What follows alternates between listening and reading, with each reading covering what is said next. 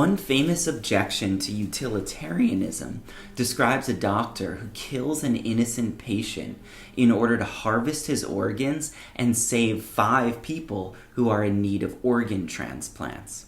This seems completely absurd.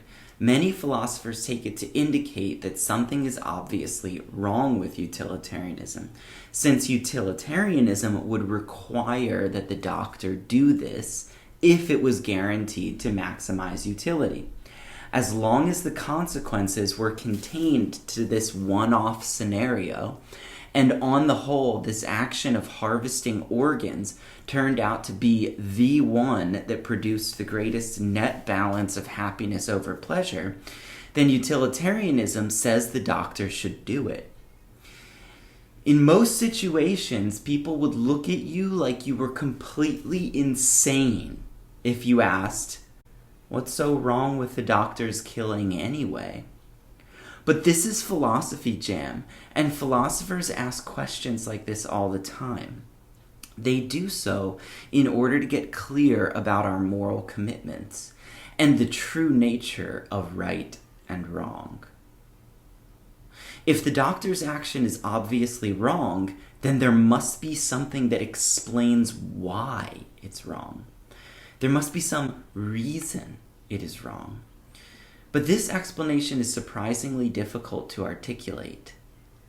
It's the quest for this explanation that will fuel our investigation today on Philosophy Jam.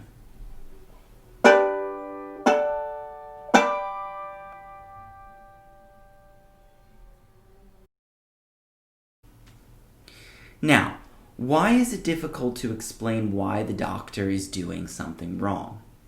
Well, consider the following case, first introduced in the philosophical literature by Philippa Foot, an English moral philosopher. Foot called the case Rescue 1. She asked us to imagine that 5 people are drowning in the distance. You have a fast car, and when you see their plight, you drive quickly in their direction. But on your way, you spot another person drowning. After doing some quick moral calculations, you decide that saving the 5 would be better than saving the 1. So you press on and eventually come to the 5 drowning people. You save them, while the one you passed along the way dies. It seems that you have done the right thing.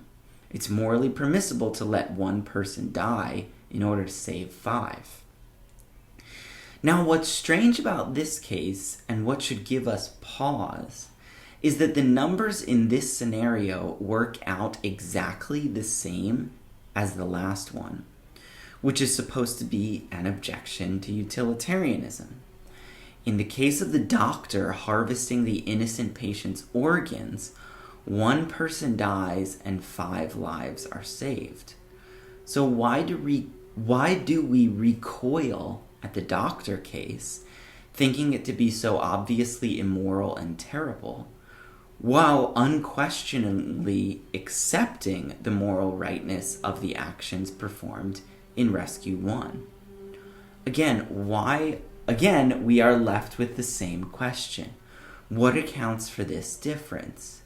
What accounts for the wrongness of the doctor's actions, but the rightness of your actions in Rescue 1? One famous answer that has been proposed in the philosophical literature is that in the one case, the doctor is killing, while in the other case, Rescue 1, you are merely letting someone die. This kind of distinction has many forms in moral philosophy.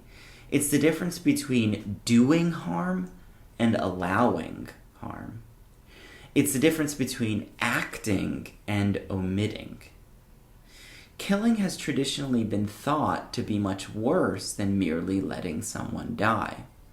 As Foot says, it's one thing to fail to give food to a starving person.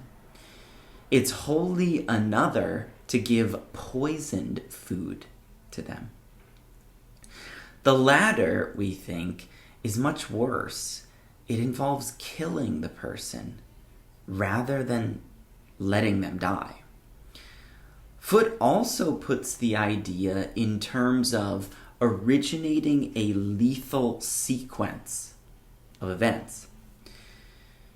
And she also puts it in terms of the results of directing one's agency. You can be the agent of someone's death. That's killing. Or you can direct your agency so as to be uninvolved with a person's death, merely letting them die. Involving your agency seems much worse. And by the way, agency in philosophy is mostly synonymous with free will. So you can direct your free will, you can direct your will to kill someone, or direct it to fail to help someone. And the former is often seen as much worse. But still, we can ask, what explains the difference between killing and letting die? Why, again, is it worse to direct your agency at one, and why is it less worse to direct your agency at the other? Foote develops a theory of positive and negative rights, which, she believes, gives us the ultimate philosophical bedrock or foundation on which this distinction rests. Positive rights, she explains, are rights to goods and services, while negative rights are rights to be free from interference. Let me provide some examples. I have a positive right to education, but I have a negative right not to be killed or harmed by you. Typically, Foote says, it takes more to justify an interference than to justify the withholding of goods or services. That is, it takes more moral justification to permissibly violate a negative right and less justification to permissibly violate a positive right. Negative rights are weightier, so to speak, as compared to positive rights. And since killing is the violation of a negative right, that's why it's worse than letting die, the violation of a positive right. Initiating a lethal sequence involves violating a negative right, while merely letting a person die involves violating a positive right. Philippa Foote's other case, Rescue 2, nicely fills out the point. You spot 5 drowning people in the distance and begin driving towards them. But one person is stuck under a tree on the road. In order to get to the 5 to save them, you have to drive over this one person, killing him. It seems clear that you should not drive over him, even if that would enable you to save 5 others. The result of these reflections is that you can let one die in order to save 5, but you cannot, morally speaking, kill one to save 5. Foote's theory of rights nicely explains why this is so. In Rescue 1, 5 positive rights are being weighed against 1 positive right. 5 rights of the same kind overrides 1 right of that kind. But in Rescue 2, 1 negative right overrides 5 positive rights. You can't kill the 1 to save the 5 because a negative right is that much more morally weighty. Now, it's interesting to take a step back and look at how this kind of distinction between rights applies to different areas, like politics. Foote's conception of rights, especially this division in moral importance between negative rights and positive rights, might be thought to support a kind of political libertarianism. That is, this distinction may be taken to suggest that things like negative rights should be enshrined and protected by law, whereas positive rights being less morally important, need not be so enshrined. Negative rights are rights to non-interference, and they include property rights. I ought not to interfere with your property by vandalizing it or stealing it or simply using it without your permission. The government would therefore be justified in intervening in the lives of its citizens in order to protect negative rights. When I endanger someone's body or their property, I should be stopped. The government can interfere with me so as to prevent that or so as to punish it. But interference on the part of the government might be taken to be unjustified in serving other ends. Welfare programs, healthcare, and education are interventions that provide goods and services. They therefore protect positive rights. But libertarians tempted by this line of thought might believe that the government is not justified in coercively interfering in the lives of its citizens for the protection of these kinds of rights. They are less morally weighty, after all, at least according to Foote. That being the case, interference, which would come in the form of taxation, might be thought not to be justified for their protection. In any case, this is one way in which to build a political theory of what kinds of activities a government is morally permitted to do, that begins with a foundational theory of rights. Fun, right? I should emphasize, though, that this version of libertarianism is certainly not the only political framework or position that can be built out of Foote's theory of rights. This tangent here is merely intended to get you thinking about how various moral theories can have concrete political implications. Now, Foote's theory of rights seems like a good one, right? We can use it to support the killing, letting die distinction, which is very plausible on its face. But this is moral philosophy, folks, so you know we're not going to get off that easy. For one, Foote's theory presents some counterintuitive results for another question in practical ethics, the question of euthanasia. Ethicists distinguish between many different kinds of euthanasia. Active euthanasia, on the one hand, is the deliberate ending of a person's life so as not to prolong their suffering, so as to end their suffering. Passive euthanasia, on the other hand, is merely letting a person's life end due to some other cause, like cancer, for example. And we usually do this by refusing to provide available treatment. Passive euthanasia is sometimes called pulling the plug because it describes the kind of cases where we take patients off ventilators or remove them from feeding tubes, letting them die from the illness that we have up until now been working to stave off. We let the illness take its course, so to speak. Active euthanasia, which is sometimes called mercy killing, is illegal in most countries. But very often it seems to be the most humane and ethical option.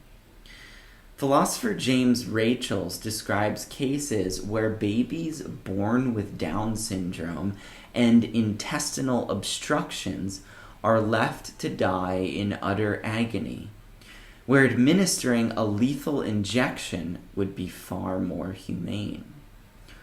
Why should we sanctify the distinction between killing and letting die, when in these cases it just prolongs suffering in a particularly cruel way? Rachel cites Anthony Shaw for a vivid description. Quote, It is easy at a conference, in a theoretical discussion, to decide that such infants should be allowed to die. It is altogether different to stand by in the nursery and watch as dehydration and infection wither a tiny being over hours and days. I take it as clear that the killing, letting die distinction should not be upheld in these kinds of cases. Rachel's provides a thought experiment to cast its legitimacy further into doubt. Imagine Smith and Jones, who each have a 6-year-old cousin, who stands between them and a large family inheritance. Both of them resolve to kill the cousin to guarantee that they inherit the fortune. Smith sneaks into the bathroom when the young child is taking a bath and forcefully holds the child's head underwater, drowning him, while attempting to make it look like an accident. Jones, on the other hand, attempts to do the same, but as soon as he enters the bathroom, the child is startled. The child hits his head and drowns accidentally. Jones stands there, ready to hold the child's head underwater if the child manages to surface. But Jones doesn't need to do this because the child drowns without Jones's interference. Rachel's argues that these two cases are morally equivalent. Both men are equally morally culpable. And he sure seems right about this. Why would the deliberate killing be worse than watching someone die a gruesome death when help could have easily been provided? Rachel's concludes that the killing, letting die distinction is bogus. Active euthanasia should be legal, he argues. If this is right, then there is something wrong with Foote's theory of positive and negative rights. Let's look at another example before responding on her behalf. This is the famous trolley problem. There are many variations of the problem, but one version goes like this. A runaway trolley is speeding down a track, headed for 5 railway workers who are tied to the track, unable to escape in time. They will die if you do nothing. Luckily, there's a lever nearby which you can pull. Doing so would divert the trolley onto a separate track on which only one worker is tied. Do you pull the lever? Most people say yes. You actually should kill the one to save the 5. You should intervene, providing a positive good or service to the 5 tied to the track, thereby protecting their positive rights to aid. But this entails the violation of the one person's negative right not to be interfered with, not to be killed in this way. At first, Foote's theory of rights seems unable to account for these moral judgments. Why is it morally acceptable to pull the lever and violate a negative right in order to protect 5 positive rights in this case, but it isn't morally acceptable, on the other hand, in Rescue 2, where you should not drive over the one person in the road in order to save 5 people from drowning? There seems to be a kind of discrepancy between the answers that we give in these two cases. Additionally, why do Rachel's cases of Smith and Jones seem morally equivalent, where Smith is violating a negative right, but Jones is violating a positive right?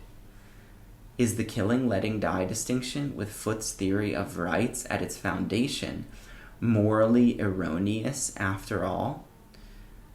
These questions and thought experiments seem to suggest that we are erroneous, we are in error in thinking that the killing, letting die distinction is legitimate, and in using Foote's theory of rights in order to justify it. Foote, however, thinks she has a response that can save her view. Things get a little complicated, and I want you to do your best to make up your own mind on the issue. Think, do you find her response philosophically adequate to the problems that I just presented for it? Here's how her response goes. Let's first consider Foote's response to the case of Smith and Jones. She says that the killing, letting die distinction is context dependent, meaning that it only matters in some cases, but not in others. She grants Rachel's that it makes no difference in the case of Smith and Jones. But it does make a difference in Rescue 1 and Rescue 2. Why? Well, those cases have competing rights claims. The rescue cases, that is, have competing rights claims. In the first case, there are 5 positive rights that override the one positive right. In the second case, the one negative right overrides the 5 positive rights. Given these sorts of facts, the killing, letting die distinction, says Foote, holds in these kinds of cases. But, she says, it does not hold in Rachel's case of Smith and Jones because there is no competing rights claim. Smith and Jones both egregiously violate a standing moral right. In the one case, it's positive, and in the other, it's negative. But Foote said nothing about the badness of violating standing moral rights, where there's no competing rights to be fulfilled. She never said that wrongful letting die was not as bad as wrongful killing. Her thesis simply holds that in some cases, letting die would be permissible, while killing would be wrong. Okay, so maybe this is an adequate defense. Rachel's may be wrong to conclude that the killing, letting die distinction never matters. That's too broad a generalization, since according to Foote's reasoning, we can show how context matters, especially where competing rights claims enter the picture. What do you think? Now, let's consider her response to the trolley problem. Foote thinks that this is importantly a unique kind of case, because here you are diverting an active threat so as to cause it to produce less harm, rather than initiating a wholly new threat. She gives another example. She says it would be wrong to start a flood in order to put out a fire, where we know that starting the flood would kill some people but save many more from the fire. Introducing a new force in this way that would kill others is wrong, she says. But, she says, it would be permissible to divert a flood so as to save more people overall, even where this diversion would kill some individuals. The problem with this response, as I see it, is that it doesn't seem explicable in terms of positive and negative rights. By interfering with the flood and with the trolley, we are fulfilling positive rights, but violating a lesser number of negative rights. Our aid is a response to a positive rights claim, but our intervention violates a negative rights claim. So the work that the positive-negative rights distinction it was originally intended to perform, the work that distinction was originally set up to perform for us philosophically, seems to be erased or inapplicable here. It gives us the wrong result here. Negative rights do not seem more weighty in these cases.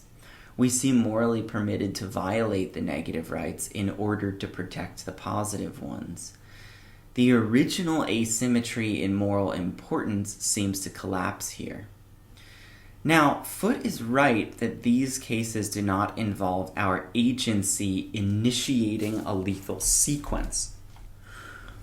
Rather, we're just diverting one. Perhaps we can use this to build up a better answer to the problem that the Trolley case presents for her theory of rights. But I don't see how we can do that without drastically modifying the theory of rights itself. And that was the original sort of foundation upon which the killing, letting die distinction was supposed to be justified or built. Perhaps there is a way, and I invite you to think about it. Let's end by considering what all of this means for euthanasia. Perhaps Foote has shown that the killing, letting die distinction does matter in some cases. In particular, cases like Rescue 1 and Rescue 2. Negative rights can be more morally weighty in some circumstances, especially where competing rights are at issue. But are cases of euthanasia relevantly similar? Probably some of them are, where, for instance, we actively euthanize someone in order to direct medical resources to others, which would result in saving more people. But this would be violating a negative right for the sake of fulfilling positive rights. And it seems wrong. But many cases of euthanasia are not like this. There are no competing rights claims. Let's say that a person is suffering immensely and we have the opportunity to put them to death, which would end their misery sooner than letting them die. No other resources are at stake here. It's not like we need to use the doctor's time to help save others.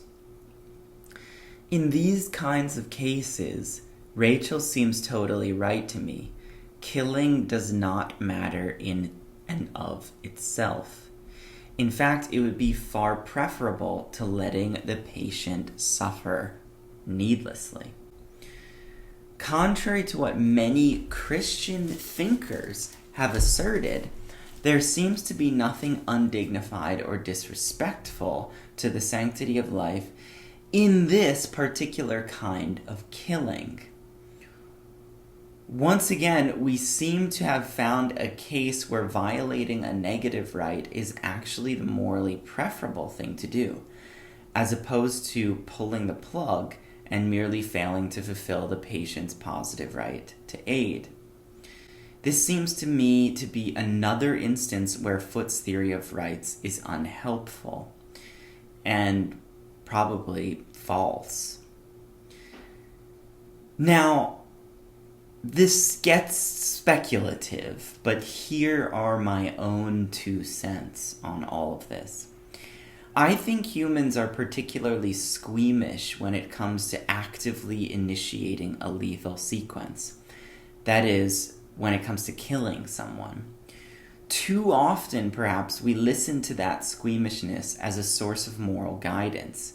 We refuse to actively euthanize individuals where it is clearly the most humane thing to do.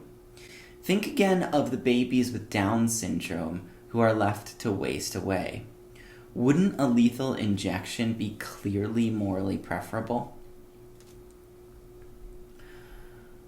But consider one final case. Actually, it's a variation of the trolley problem, and it seems to suggest that we really should, at least sometimes, listen to our squeamishness.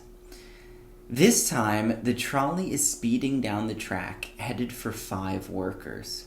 Instead of a lever by your side, which would shunt the trolley onto a different track, killing one individual instead of 5, as in the first case, in this one, you're standing on a bridge. Next to you is a very large man.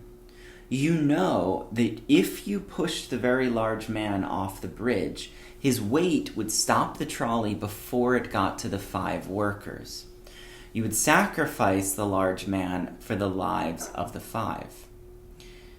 The numbers are exactly the same as the case with the lever.